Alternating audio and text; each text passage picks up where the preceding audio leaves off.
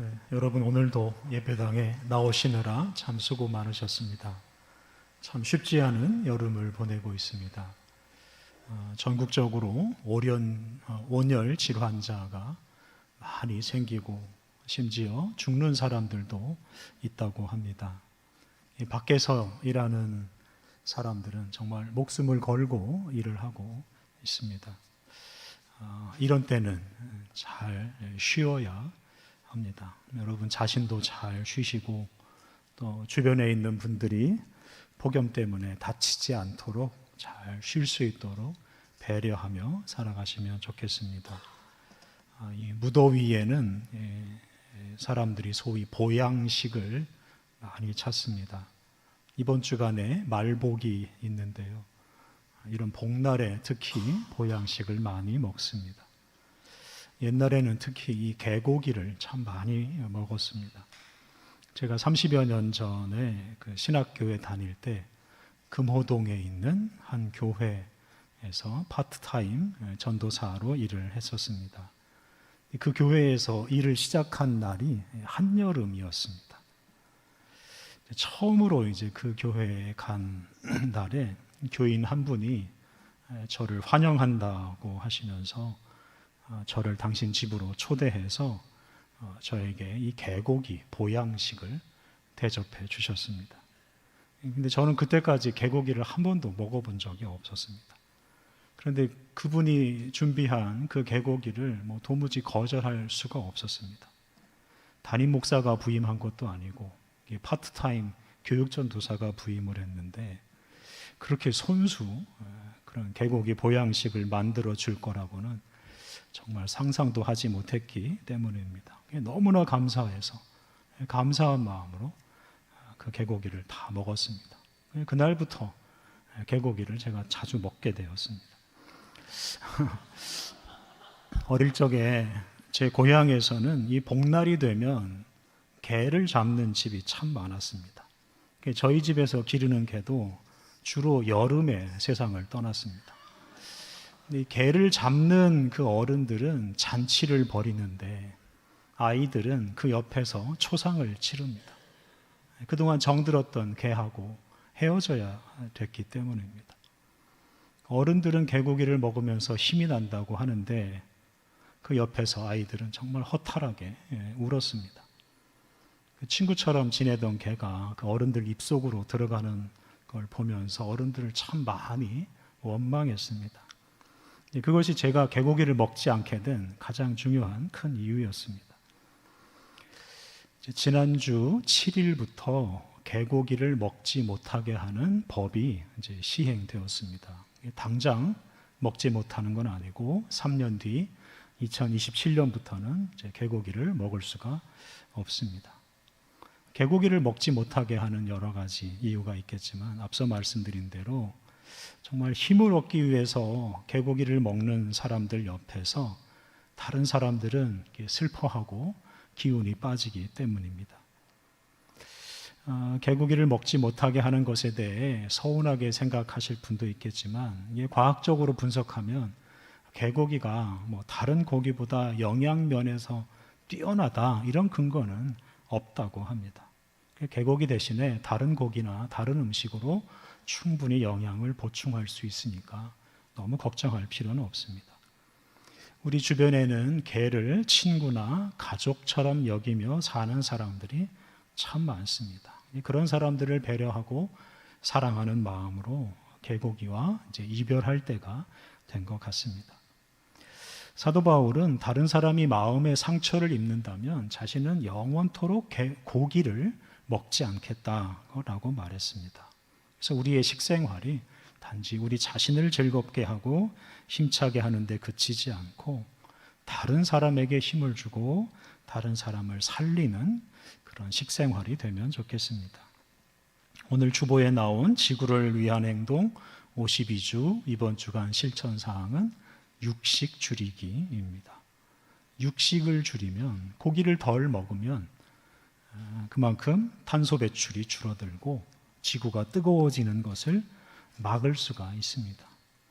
우리가 단지 우리 자신에게 힘을 주는 식생활만 할 게 아니라 우리 지구와 우리 후손에게 힘을 주는 그런 식생활을 해야 하겠습니다. 오늘 우리가 봉독한 구약의 말씀에는 지친 사람에게 음식으로 힘을 주는 이야기가 나옵니다. 하나님께서 시리에 빠져 모든 것을 포기하려고 하는 이 엘리야 선지자에게 천사를 보내서 음식을 먹게 하셔서 힘을 내게 하십니다. 이 엘리야 선지자는 북왕국 이스라엘의 악한 왕 아합이 다스리던 시대에 활동했습니다. 아합 왕은 이세벨이라는 시돈 왕의 딸과 결혼을 했습니다. 그런데 당시 이 시돈에서는 바알과 아세라를 섬기고 있었습니다. 그 시돈이 바알 숭배의 본거지라고도 하였습니다. 근데 이 아합 왕의 부인이 된 이세벨은 자기 나라에서 섬기던 바알과 아세라 우상을 가지고 북왕국 이스라엘로 왔습니다. 그리고 전국에서 이 바알과 아세라를 섬기도록 만들었습니다. 엘리야 선지자는 그렇게 우상 숭배에 열중하는 아합과 그의 부인 이세벨에게 하나님 말씀을 전하면서 책망하고 심판을 선언했습니다. 오늘 읽은 본문 앞에 있는 열왕기상 18장을 보면 엘리야 선지자가 이 바알과 아세라를 섬기는 선지자들, 즉 우상 숭배자들 850명을 갈멜산으로 모이게 하였습니다. 그리고 그들과 대결을 하였습니다. 하늘에서 불이 내려오게 해서 재물을 태우는 편이 이기는 대결이었습니다. 바알과 아세라를 섬기는 선지자들은 몸에 상처를 내면서까지 하루 종일 바알과 아세라에게 기도했습니다만 하늘에서 불이 내려오질 않았고 재물은 그냥 그대로 있었습니다. 반면에 엘리야 선지자가 하나님께 기도하였을 때 즉시 하늘에서 불이 내려와서 재물을 다 불살라 버렸습니다. 그 대결을 통해서 바알과 아세라는 우상에 불과하고 하나님만이 참 하나님이심이 드러나게 되었습니다. 그래서 엘리야는 힘을 얻어서 그 바알과 아세라를 섬기는 그 선지자들을 다 붙잡아서 다 처형하였습니다. 북왕국 이스라엘에서 바알과 아세라 이 종교 지도자들을 다 없애버린 것입니다. 이런 큰 승리를 거둔 후에 엘리야는 이제 아합과 이세벨이 회개하고 나라가 새로워지기를 기대하였습니다. 그런데 엘리야가 기대한 것과는 정반대 일이 일어나고 말았습니다. 오늘 읽은 본문 바로 앞에 있는 19장 1절과 2절을 보면 이 갈멜산에서 일어난 사건을 알게 된 이세벨은 회개하기는커녕 엘리야에게 사람을 보내서 엘리야를 죽일 것이라고 협박을 했습니다. 이 말을 듣고 이제 엘리야가 크게 실망하고 힘이 빠집니다. 수년 동안 아합과 이세벨에게 하나님 말씀을 전하고 회개를 촉구했는데 도무지 회개하지 않고 변하지 않는 이세벨 때문에 힘이 다 빠지고 맙니다. 엘리야는 그동안 아합이나 이세벨을 전혀 두려워하지 않았습니다. 그들 앞에 당당하게 나아가서 정말 목숨을 걸고 하나님 말씀을 전했습니다. 근데 그런 엘리야가 오늘 본문 바로 앞에 있는 3절을 보면 도망칩니다. 이세벨을 피해서 북왕국 이스라엘 땅을 떠나서 남왕국 유다에 있는 브엘세바까지 도망했습니다. 이것은 이제 이세벨의 권력이 미치지 않는 곳으로 간 것입니다. 이것은 평소 엘리야답지 않은 행동입니다. 엘리야가 크게 실망하고 낙담하였습니다. 그리고 엘리야가 이렇게 북왕국 이스라엘을 떠났기 때문에 하나님께서 엘리야에게 주신 그 사명을 더는 수행할 수가 없게 되었습니다. 오늘 본문 4절을 보면 엘리야는 하나님께 자기를 죽여달라고, 자기를 제발 좀 세상에서 떠나게 해달라고 기도합니다. 4절 상반절을 보면 엘리야는 자기를 따라온 사환은 그냥 그 브엘세바에 두고 혼자서 유대 광야로 들어가서 하룻길을 걸어갔습니다. 광야에서는 먹을 것 또는 마실 것을 구할 수가 없습니다. 그래서 광야로 깊이 들어가면 들어갈수록 목숨이 위태로워집니다. 광야로 들어가서 하루 길을 걸으면 또 다시 빠져나오는데 또 하루가 걸립니다. 그러면 이틀 동안은 아무것도 먹을 수가 없게 됩니다. 엘리야는 단지 이세벨이 보낸 사람들이 자기를 쫓아오지 못하게 하려고 광야로 깊이 들어간 것이 아닙니다. 그는 정말 자포자기의 심정으로 스스로 목숨을 끊고자 생존에 필요한 것이 전혀 없는 광야 깊은 곳으로 들어간 것입니다. 그는 음식 먹는 것이 싫어서 음식을 구할 수 없는 광야 깊은 곳으로 들어갔습니다. 그리고 엘리야는 하나님께 이제 자기가 해야 할 일은 다 했고 더 할 일이 없으니 자기를 불러가 달라고 하나님께 기도했습니다. 광야에서 제대로 먹지 못하고 또 기도하다가 지친 엘리야는 로뎀 나무 아래에서 잠이 들었습니다. 이 로뎀 나무는 그 유대 광야에서 흔히 자라는 나무인데요. 열매는 먹을 수가 없고 나무와 뿌리는 주로 땔감으로 사용됩니다. 이 로뎀 나무에서는 먹을 것을 구할 수가 없다 뜻입니다. 또 로뎀 나무는 키가 그리 크질 않아서 좋은 그늘을 제공해 주지도 못합니다. 그래서 엘리야는 그런 로뎀 나무 아래에서 서서히 죽어가고 있다라고도 말할 수 있습니다. 위대한 선지자 엘리야의 이러한 모습이 참 실망스럽습니다. 850명이나 되는 바알과 아세라 선지자와 대결해서 승리하고 그들을 다 처형했던 정말 그 위대한 모습은 사라져 버렸습니다. 그런데 이러한 엘리야의 모습이 사실은 우리 연약한 사람의 본래 모습이기도 합니다. 인생을 살다 보면 사실은 누구나 이런 경험을 합니다. 우리는 가끔 실망하고 때로는 지쳐서 하던 일을 다 그만두고 싶을 때가 있습니다. 인생 자체를 포기하고 싶은 때도 있습니다. 그리스도인으로 사는 것도 그만두고 싶을 때가 있습니다. 근데 그런 생각이 드는 것은 결코 죄가 아닙니다. 우리의 연약함 때문에 우리는 그러한 생각에서 결코 벗어나지 못합니다. 그런데 오늘 본문은 우리가 우리 자신의 연약함 때문에 그렇게 포기하려고 할 때 하나님께서 우리를 버려두지 않으시고 우리를 찾아오시고 또 우리에게 힘을 주셔서 우리에게 주어진 사명을 다 마칠 수 있게 해 주신다라고 말합니다. 오늘 본문 5절을 보면 하나님께서 그런 엘리야에게 천사를 보내십니다. 천사는 자는 엘리야를 어루만지면서 깨웠습니다. 하나님은 엘리야를 그냥 그대로 죽게 하지 않으십니다. 책망하지도 않으시고 대신에 어루만져 주셨습니다. 천사는 엘리야에게 일어나라 라고 말하면서 그에게 구운 떡과 물을 주고 그리고 먹으라 하고 하였습니다. 엘리야는 몸과 마음이 다 지쳐서 이 곡기를 끊어버리고 죽기를 바라고 있었습니다. 그런 엘리야에게 음식을 주신다는 것은 엘리야가 아직 죽을 때가 되지 않았다는 뜻이고 엘리야가 아직 해야 할 일이 남았다는 뜻입니다. 엘리야가 지금까지 한 일보다 더 큰 일을 해야 한다는 뜻이기도 합니다. 갈멜산에서 우상 숭배자들을 처형한 것보다 더 큰 심판을 해야 한다는 뜻이기도 합니다. 하나님께서는 천사를 통해 엘리야에게 음식을 제공하시면서 이런 사실을 알려주시고 엘리야로 하여금 힘을 내게 하셨습니다. 이에 엘리야가 이제 식욕을 회복하고 살고자 하는 의욕을 회복하고 천사의 말을 따라서 일어나서 음식을 먹었습니다. 그리고 다시 잠이 듭니다. 이 잠은 자포자기 심정으로 자는 잠이 아니고 회복을 위한 잠입니다.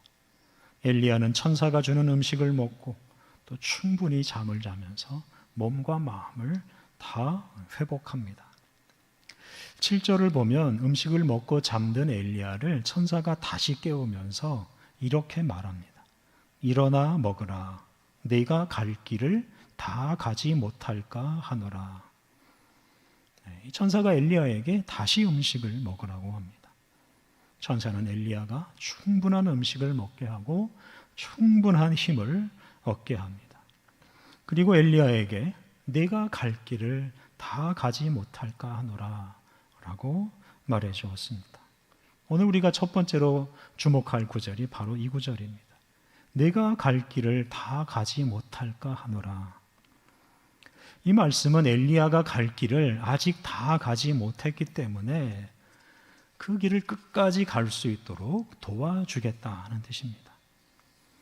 다른 말로 하면 엘리야가 이루어야 할 사명이 아직 남아있기 때문에 그 사명을 다 이룰 수 있도록 도와주겠다는 뜻입니다. 앞서 묵상한 대로 엘리야가 바알과 아세라를 섬기는 지도자들을 죽였지만 이세벨은 여전히 하나님을 거역하고 있었습니다. 그리고 그 이세벨 때문에 바알과 아세라 숭배는 계속될 것입니다. 그렇기 때문에 엘리야에게 할 일이 여전히 남아 있습니다. 엘리야는 아합과 이세벨에게 대항하고 더 큰 싸움을 해야 했습니다. 하나님은 엘리야로 하여금 그 사명을 수행하도록 천사를 보내 거듭 음식을 제공하시고 힘을 내게 하셨습니다. 사랑하는 성도 여러분, 하나님께서는 오늘 우리에게도 내가 가야 할 길을 다 가지 못할까 하노라 라고 말씀해 주십니다. 우리에게 사명을 주신 하나님께서는 우리가 중도에 그 사명을 포기하지 못하게 하십니다. 우리에게 주신 사명을 다 이룰 수 있도록 하나님께서 우리에게 말씀해 주시고 힘을 주십니다. 이렇게 우리를 어루만져 주시고 우리에게 힘을 주시는 하나님이 계시기 때문에 우리는 인생의 어려운 고비와 위기를 다 이겨낼 수 있고 우리에게 주어진 사명도 다 완수할 수 있습니다. 그러므로 우리가 지치고 힘들어서 하던 일들을 다 그만두고 싶을 때, 또 그리스도인으로 사는 것을 그만두고 싶을 때 내가 갈 길을 다 가지 못할까 하노라 라고 말씀하시면서 우리에게 다가오시는 하나님을 기억해야 합니다. 하나님은 내가 갈 길을 다 가지 못할까 하노라 라고 말씀하시면서 우리가 하나님 나라에 이를 때까지 끊임없이 우리 인생에 개입해 주시고 우리를 인도해 주십니다. 그리고 하나님께서 우리에게 잘하였도다 착하고 충성된 종아라고 칭찬해 주실 날이 반드시 올 것입니다. 우리는 그러한 하나님께 소망을 두고 지금 우리가 겪고 있는 여러 가지 어려움들 잘 이겨내야 하겠습니다. 오늘 우리가 두 번째로 주목할 구절은 8절에 있습니다. 8절, 이에 일어나 먹고 마시고 그 음식물의 힘을 의지하여 40주 40야를 가서 하나님의 산 호렙에 이르니라. 엘리야가 일어나서 그 천사가 주는 음식을 먹고 마시고 힘을 얻어서 40일 밤낮을 걸어서 하나님의 산 호렙에 도착했습니다. 엘리야가 천사가 주는 음식을 먹고 힘을 얻어서 다시 이 아합과 이세벨이 있는 북왕국 이스라엘로 간 것이 아니라 북왕국 이스라엘에서 더 멀리 떨어져 있는 호렙산으로 갔다 하는 것을 주목해야 합니다. 이 호렙산은 신의 산이라고도 부릅니다.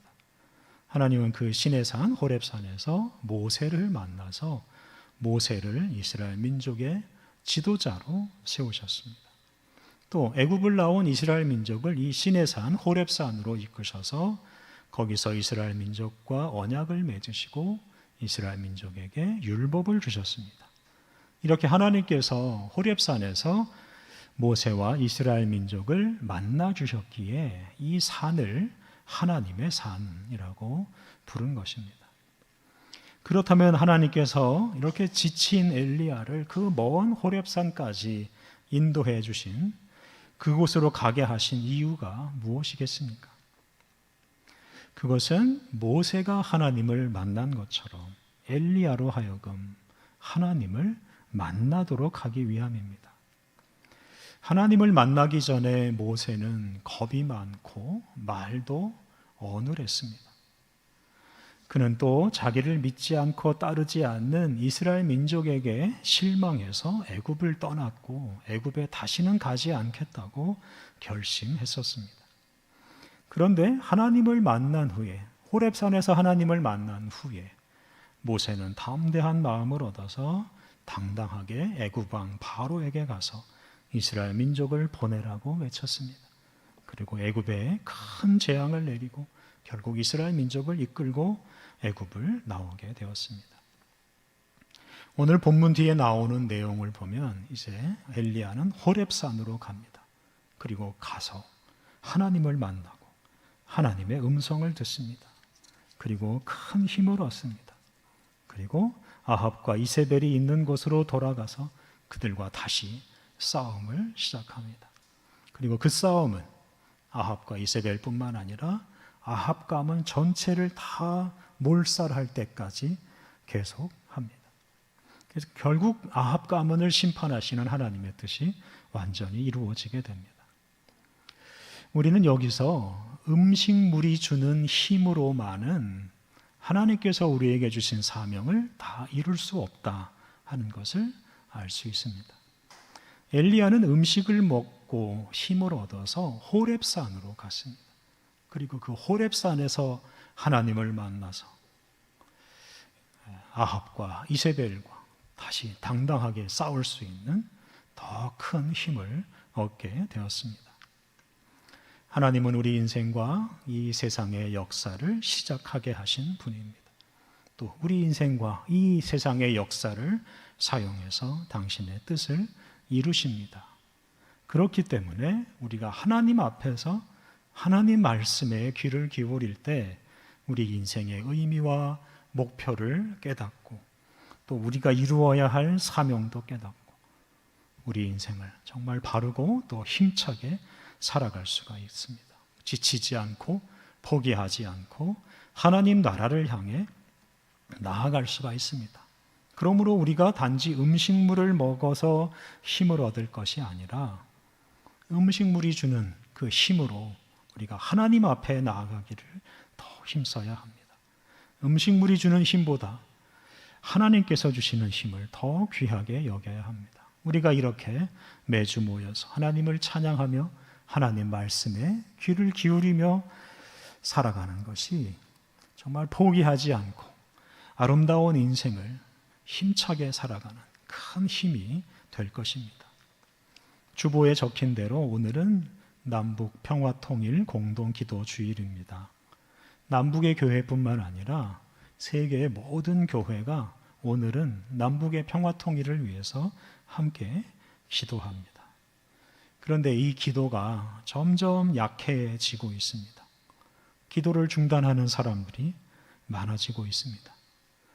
우리들도 사실은 남북의 평화통일을 위해서 기도하는 일을 자주 쉽니다. 이 남북 평화통일 공동기도주일이 될 때마다 공동기도문을 발표했습니다. 이 공동기도문은 남북교회가 함께 만들었습니다. 그런데 이제 2019년부터 5년 전부터죠. 남북교회의 대화가 아예 단절되어 버렸습니다. 그래서 더 이상은 공동기도문을 만들질 못합니다. 지금 만들어내는 공동기도문은 그냥 한국교회가 단독으로 만드는 것입니다. 이게 지금 남북 관계의 현실입니다. 지금 남북이 대화보다는 서로 미워하고 비난하는 일에 열중하고 있습니다. 통일은 필요 없다고 말하는 사람들이 점점 늘어납니다. 통일을 염원하는 사람은 점점 줄어듭니다. 남북의 평화통일은 하나님의 뜻이 아니라고 의심하는 사람들이 점점 많아집니다. 이런 시대에 우리 그리스도인들은 지치거나 포기하지 않아야 하겠습니다. 갈라진 민족이 서로 사랑하고 하나 되는 것이 우리 하나님의 뜻이고 하나님이 그 뜻을 이루시기 위해서 지금도 일하시고 있다 하는 이런 확신을 가지고 또한 이것을 선포하며 살아가야 합니다. 남북의 평화통일이 이루어지고 남북이 함께 하나님을 찬양하는 날이 올 때까지 우리가 이 분단된 국가에서 지치지 않고 평화를 위해서 기도하고 일해야 하겠습니다. 이것이 우리 그리스도인들의 아주 큰 사명입니다. 무더운 여름을 보내고 있는 성도 여러분, 우리에게 사명을 주신 하나님께서 그 사명을 다 이룰 때까지 우리와 함께 하시고 우리에게 힘을 주십니다. 내가 갈 길을 다 가지 못할까 하노라 라고 우리에게 말씀하시면서 우리가 하나님 나라에 이를 때까지 우리의 걸음을 이끌어 주실 것입니다. 이렇게 우리를 만나 주시고 우리에게 말씀하시고 또 우리와 동행하시는 우리 하나님의 은혜를 힘입어서 여러분, 우리 각자에게 주어진 사명 우리가 잘 감당하며 살아가야 하겠습니다. 함께 기도하겠습니다. 하나님, 우리 각 사람에게 사명을 주시고 그 사명을 다 이룰 수 있도록 육의 양식과 영의 양식을 공급하여 주시니 감사합니다. 하나님, 주님께서 세상 끝날까지 우리와 함께 하시고 우리 인생을 통해 주님의 아름다운 뜻을 이루실 것을 굳게 믿고 결코 낙담하거나 포기하지 않게 하옵소서. 때마다 일마다 주님 앞에 나아가 주님을 만나고 주님의 음성에 귀를 기울임으로 지치지 않게 하는 힘을 얻게 하옵소서.